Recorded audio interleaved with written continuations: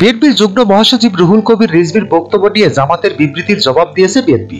দলটি জানায় 2018 সালের নির্বাচনে জামাতে ইসলামীর আমির ডাক্তার শফিকুর রহমান নিজেও ধানের শীষ প্রতীকে প্রার্থী হয়েছিলেন।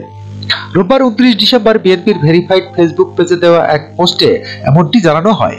পোস্টে বলা হয়, 2018 সালের নির্বাচনে জামাত দর কষাকষি করে 22 আসন বাগিয়ে নেয় জোটে থেকে এবং সে নির্বাচনে ডাক্তার শফিকুর রহমান নিজেও ধানের শীষ প্রতীকের প্রার্থী হয়েছিলেন। তাহলে কার সাথে জোট আর কার সাথে মুনাফিকের কথা বলছেন আমির, এমন প্রশ্ন রাখেন দলটি। এর আগে রিজভীর বক্তব্যের কড়া প্রতিবাদ জানান জামাতে ইসলামী। সেখানে বলা হয়, বিএনপি নেতা রুহুল কবির রিজভী জামাতে ইসলামী সম্পর্কে ভারতের সাথে সম্পর্ক উন্নয়নে হাসিনাকে ক্ষমা করতে চাই জামাত মর্মে যে বক্তব্য দিয়েছে তা বিভ্রান্তিকর, ভিত্তিহীন ও রাজনৈতিক উদ্দেশ্য প্রণোদিত। রুহুল কবির রিজভী তার বক্তব্য বলেছিলেন, শেখ হাসিনার আমলে হেলমেট লীগ, চাপাতি লীগ, বন্দুক লীগ দেখেছি। আবার জনগণ এটাও জানে খুর লীগ ও পায়ের রগ কাটা পার্টি। এরা কারা জনগণ তা জানে, কারা পায়ের রগ কাটে জনগণ তাদেরকে চেনে।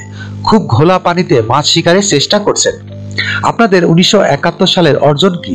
আপনারা 71 সালে বিরোধিতা করেছেন। জিয়াউর রহমান স্বাধীনতা ঘোষণা দিয়েছেন।